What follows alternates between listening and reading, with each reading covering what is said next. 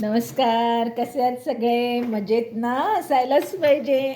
आज जरा खांदा दुखतोय म्हणून जरा हे असं घेतलं आहे बघा. ही माझ्याकडे बॅग आहे. ही वाळूची बॅग असते. ही जरा अशी तुम्ही गरम करून अशी लावली ना की फार बरं वाटतं. तर इथे पण जाम दुखतं आहे म्हणून जरा अशी वर घेते तिला आणि ते गरम गरम मिळतं ना तर खूप बरं वाटतं. तर आता आपण व्हिडिओला सुरुवात करूया. तर सर्वप्रथम मी तुम्हाला आज मुगाची भाजी कशी करायची ते दाखवते. मला सुरी आणावी लागेल. मी सुरी घेऊन येते.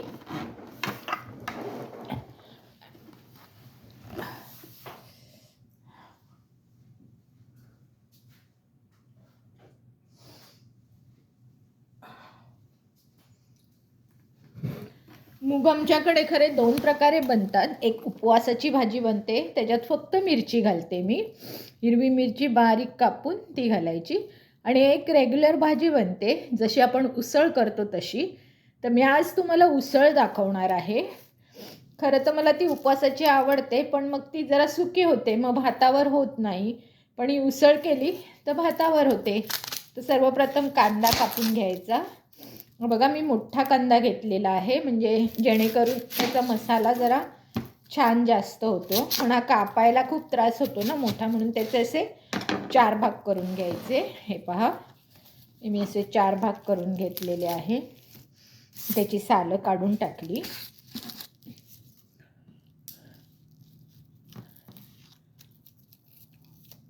ही बघा, ही त्याची सालं अशी काढून टाकायची, अगदी वरची अशी.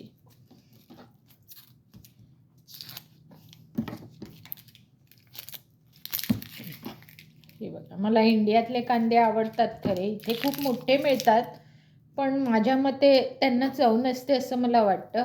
हे थोडे कोथिंबिरीचे देठ आहेत माझ्याकडे, तर ते मी थोडेसे कापून घेते. म्हणजे कांद्याबरोबर मी नेहमी कोथिंबिरीचे देठ घालते, मग छान भाजी होते. आणि एक हिरवी मिरची नेहमीप्रमाणे त्याचे 4च तुकडे करते, म्हणजे खाणाऱ्याला नको असेल तो काढून टाकून देतो, ज्याला हवी असेल त्याला छान चविष्ट खायलाही मिळते.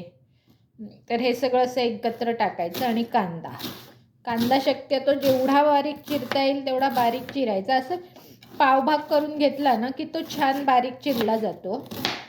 हे बघा, हे सगळं मी मिक्सच करणार आहे ना, म्हणून मी त्याच्यावरच चिरत आहे. हे बघा, मस्तपैकी. आमच्याकडे इथे पांढरे कांदे, लाल कांदे आणि हा आपला रेग्युलर कांदा, असे 3 प्रकार मिळतात कांद्याचे. इंडियामध्ये आपल्याकडे रेग्युलर आणि पांढरा कांदा मिळतो. पण हल्ली मी मध्ये 1-2दा गेले होते गेल्या वर्षी आणि त्याच्या आधी, तर मला लाल कांदेसुद्धा दिसले. म्हणजे ते मला वाटतं आधी पण असतील, पण आय डोंट नो, माझ्या नजरेत नव्हते का. पण मी कधी गेले बाजारात तर ती पांढऱ्या कांद्याची माळ घेऊन यायची. आता माझं हे इथे जरा बरं वाटायला लागलं, एकदम चटका द्यायला लागलं. तर तुम्ही ह्याला उलटी बाजू करून पण घेऊ शकता, म्हणजे उलट्या बाजूला पण गरम असतं. त्याच्या आतमध्ये अशी वाळू असते. आणि हे बघा, आता तो भाग थंड झाला होता ना, तर हा भाग आता गरम झाला आहे, तर ह्या भागाला सुद्धा थोडा शेक मिळतो. म्हणून मी ते लावले. आज माझी पाठ खूपच दुखते, 3-4 दिवस झाले. सगळे प्रकारचे मलम्स लावून झाले. नंतर माझ्या मुलाने एक छान मला इन्स्ट्रुमेंट आणून दिलं आहे, की त्याने तुमचं पाठ किंवा हात काही दुखत असेल तर ते तुम्ही प्लग इन करून आपल्या शरीरावर फिरवायचं, की खूप छान त्याचा आपल्याला इफेक्ट होतो. तेही मी करते आहे. आणि प्लस हे लावत आहे. बघू आता कितपत बरं होतं. 3 दिवस तरी माझी पाठ दुखतच आहे. म्हणजे पाठ ॲक्च्युली नाही दुखत आहे, हे इकडचा हा भाग दुखतो आहे, माहीत नाही. पण एनिवे ते बरं होईल. तर आणि एक सांगायची गोष्ट, हा बघा मी लाल टॅमॅटो चिरून घेतला. 1 टॅमॅटो आपल्याला ह्या भाजीसाठी योग्य आहे. तर आता चला आपण भाजी फोडणीला टाकूया. तर या माझ्या पाठी मी तुम्हाला दाखवते भाजी कशी फोडणीला टाकायची.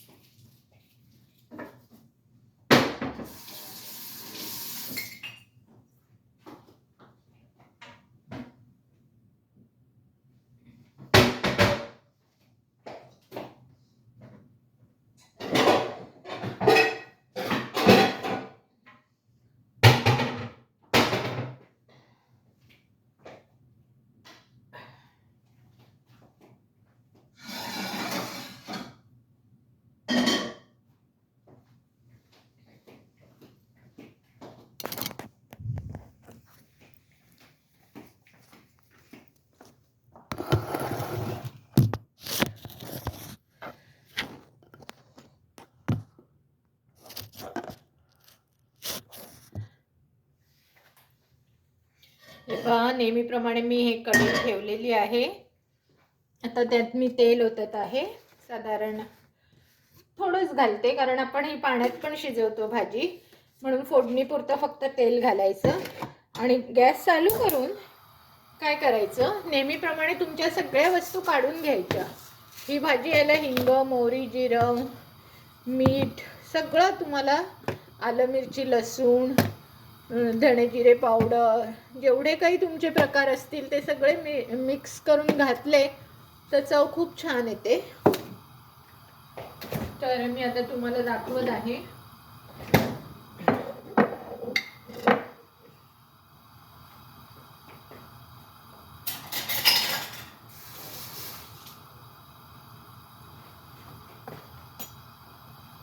फक्त तेल तापले की नाही ते बघायचं.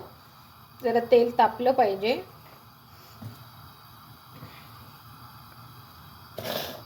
नेहमीप्रमाणे पहिलं जिरं घालून घ्यायचं.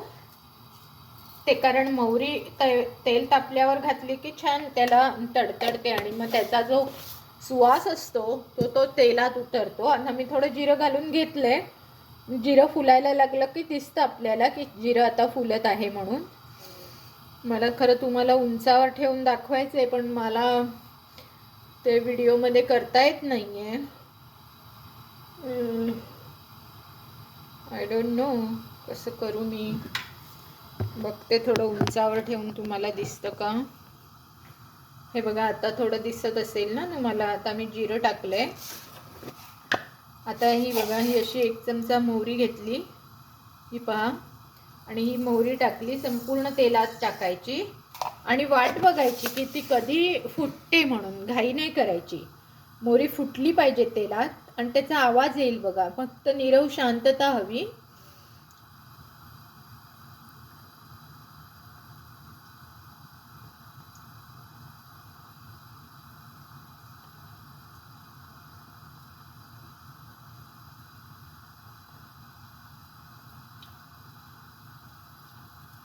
मी मुद्दामून शांत झाले आहे म्हणजे तो तुम्हाला मोहरीचा आवाज येईल म्हणून. हा बघा, हा बघा, आवाज यायला लागला तुम्हाला. अशी मोहरी तडतडली पाहिजे, मग त्या भाजीला मस्त आणि सुवास आणि सुगंध आणि टेस्टही खूप चांगली होते. नेहमीप्रमाणे आपल्याला हा हिंग घालायचा आहे. मी हा हिंग घेते LGचा. हा नेहमी घालते. थोडा घालून घ्यायचा. त्यानंतर मग आपल्याला कोथिंबीरचे देठ जे मगाशी कापून ठेवलेले आणि मिरची हे टाकायचे. त्यानंतर लगेचच कांदा टाकायचा आहे. सुंदर खमंग सुटलेला आहे मोहरीचा.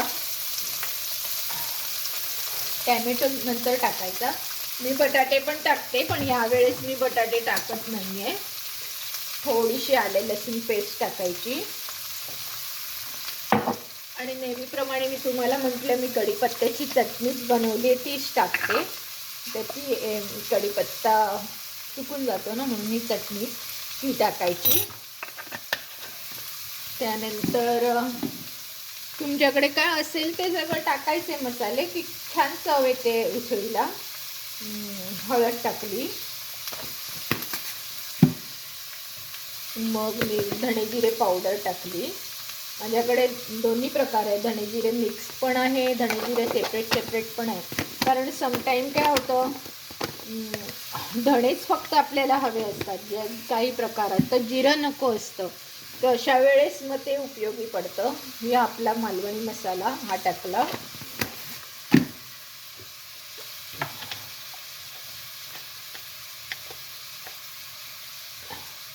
त्यानंतर हा जरासा ठेचा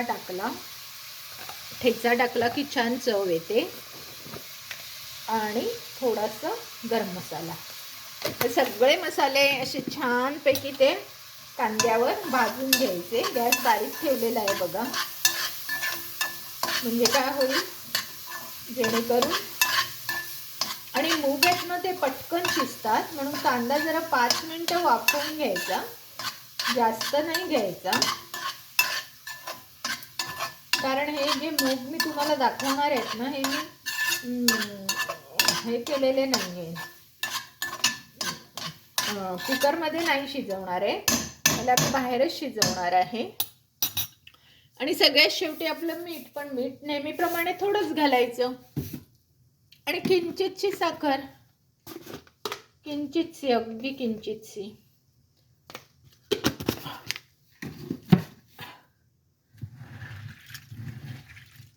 हे बघा, हे असे मूग मी इथे भिजत घातलेले आहेत. त्यातले हे बघा छानपैकी हे रात्री काल भिजत घातलेले.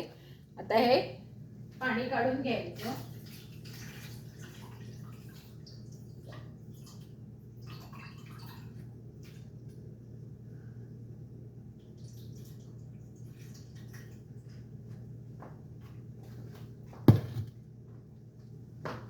तोपर्यंत कांदा माझा चांगला शिजतो आहे. जरा गॅस मोठा करते आणि एक छोटंसं झाकण ठेवते त्यावर. मला आज खूप त्रास होत आहे मानेमुळे. शक्यतो काम होत नाहीये, पण करते आहे. हे बघा, हे असं ठेवलं.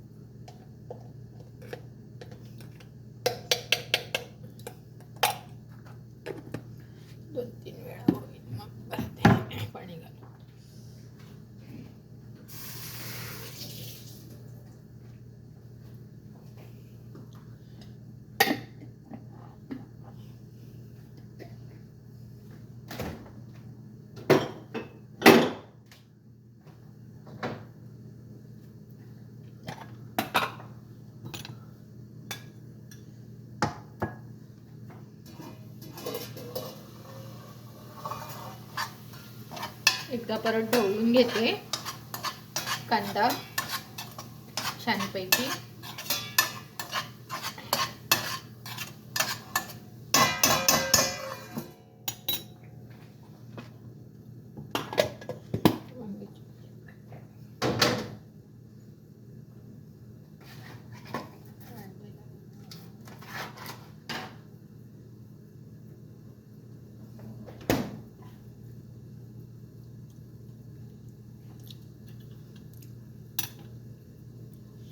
आता टॅमॅटो टाकत आहे.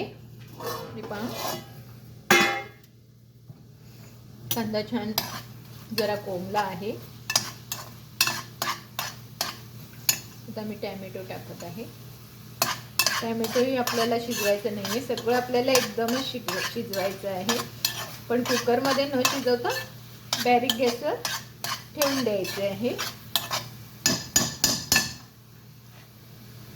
आणि मगाशी सांगितल्याप्रमाणे हे बघा, हे मुगातले सगळं पाणी काढून टाकले आणि हे मूग घातले मी आता. आणि चांगले त्याला असे तेलावर परतून घ्यायचे. कांदा, टॅमॅटो, मूग हे सगळं तेलावर छानपैकी परतून घ्यायचं. छान उसळ होते जर तुम्ही असे परतलात ना मूग थोडे तेलावर, तर खूप छान उसळ होते. आणि साधारण 1 वाटी मूग असेल तर तुम्ही 1 वाटीच पाणी घालायचं, जास्त नाही घालायचं. शक्यतो 1 वाटीच पाणी घालायचं आणि छानपैकी ढवळून त्या पाण्याची चव घेऊन बघायची की तुम्हाला ह्याच्यामध्ये काही हवंय का अजून. साधारण मला वाटतं थोडंसं मीठ लागेल, तर मी थोडंसं मीठ घालते.